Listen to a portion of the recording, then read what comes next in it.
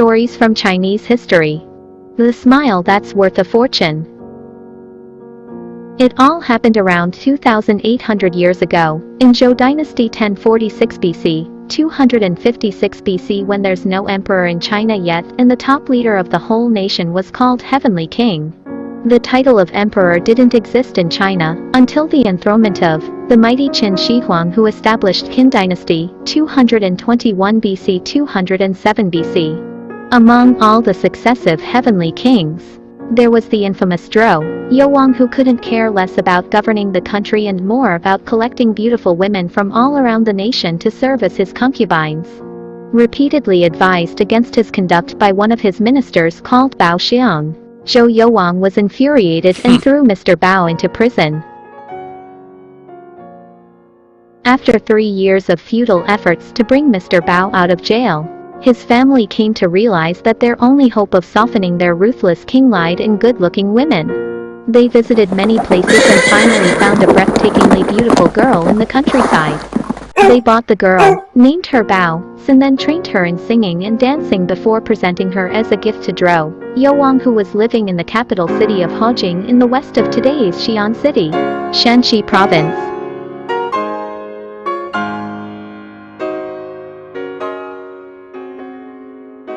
Fascinated by the gorgeous Bao, who, to him, was far more beautiful than any other concubines he already had, Zhou Youwang pardoned and released Bao Xiang immediately. Zhou Youwang loved Bao so much that he never allowed her to be 2 steps away from him ever since her entry into the palace. However, Bao didn't love him back. Despite Zhou Youwang's countless attempts to please her, Bao was never happy. She was always frowning, sighing, or secretly weeping.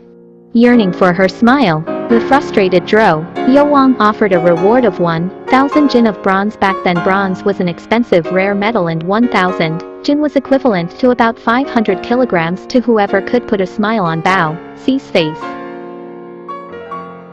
Word about this reward spread fast and many people swarmed into the palace in the hope of winning the prize with their jokes, funny faces and farces. But they all failed and got kicked out by the annoyed Bao. A low-life sycophant named Guo Shifu thought that he had figured out a way to cheer Bao up. He said to Zhou Youwang, during the years of war with Shi Rong, an ethnic group to the west of Zhou Dynasty's territory, we built over 20 beacon towers at an interval of a few miles along the range of Li Mountain. In the case of Shi Rong's invasion, soldiers guarding the first tower will kindle their beacon fire as a signal of warning, which will be picked up by those stationed in the next tower.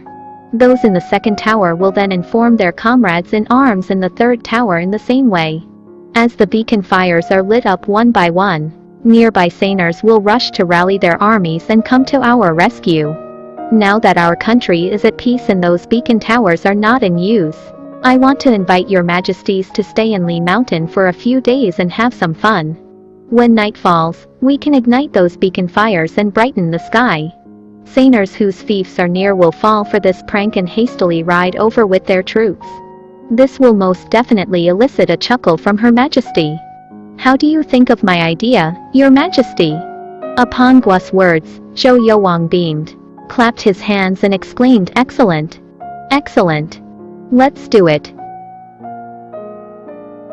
They immediately put their plan into action and took Bao to Li Mountain. Hearing the news, a vassal named Zheng Bayo, who was an uncle of Zhou Youwang, hustled off to dissuade Zhou Youwang from carrying out their plan for fear that they would make trouble. In the mood for the whimsy, Zhou Youwang wouldn't hear a word against it. He snapped, "I am so bored with the palace. Now I finally got this chance to go out with Her Majesty and set off some fireworks. Is this any of your business?" Zheng Bayo was embarrassedly silenced. When night fell, Guo Shifu instructed his subordinates to kindle the beacon fires. As one after another beacon fire were ignited and started to burn brighter and brighter, the whole night sky was lit up by these colossal pillars of fire. What a magnificently beautiful yet most ghastly scene. Reading the beacon fires as the signal of Shi Rong's invasion, nearby vassals rushed with their troops to Li Mountain only to find that there's not a single enemy there. Instead of clashes of weapons, all they could hear was music and songs. Not knowing what was happening, they looked at each other in confusion. Just then, Zhou Youwang sent a messenger to soothe them. The envoy said, "Thanks for your concern.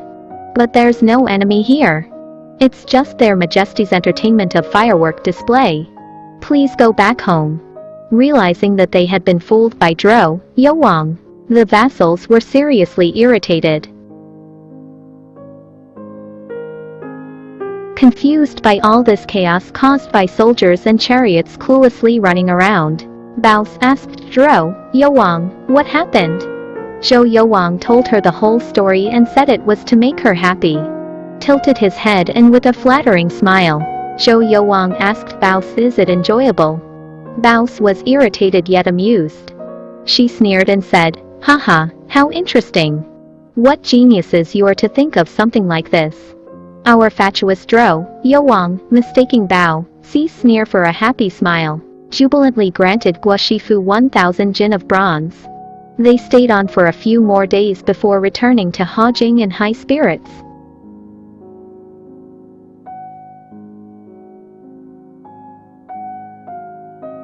Shortly afterwards, Shi Rong did launch an attack. Terribly panicked, Zhou Youwang urged Guoshifu to light all the beacon fires. Regarding this as another prank of Zhou Youwang, the vassals ignored the signaling this burning day and night and didn't send any relief force. Here in Hajing, there had never been heavy military presence, and Zheng Bio was the only official who could be counted as a general. Therefore he went out the palace and fought with the enemy.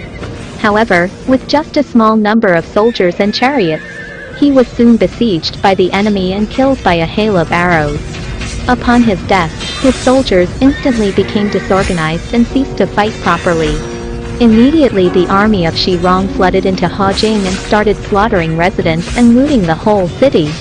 They killed many people, including the mullet-headed Zhou Youwang and the ass-kisser Guoshifu, and captured many young men and women to work for them as slaves.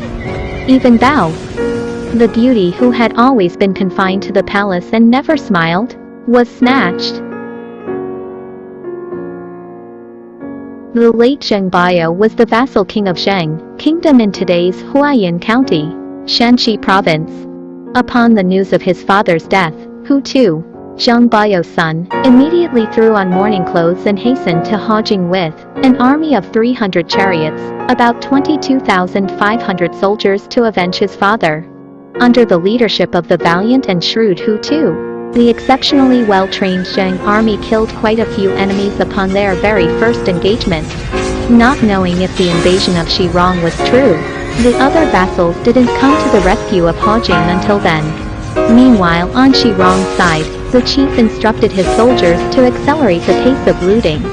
They plundered all the treasures accumulated by generations of heavenly kings, set fire to the whole city and hurriedly fled home before the arrival of Zhou's relief troops. Now that the Shi Rong army was gone, the vassals crowned a son of Zhou Youwang as heavenly king, namely, Zhou Pingwang, before returning to their separate homes. Hu Tu was the only vassal who was invited by Zhou Pingwang to stay on and work in Hajing. Never did they anticipate that Shi Rong army would come back and strike again. Pretty soon, Shi Rong army had conquered half of Zhou dynasty's territory and was approaching Hajing. For fear that they might not successfully defend Hajing, the burnt-down capital now with just a few standing buildings and an empty warehouse for treasures, the cowardly Zhou Pingwang left Hajing and relocated his capital in Luoyang, today's Luoyang city in Henan province, in the same year of 770 BC. Hence, Zhou dynasty is divided by historians into Shi. Zhouxi means Western Chinese when the capital was in the western city of Hajing, and Dong Zhou Dong means Eastern Chinese when the capital was in the eastern city of Luoyang.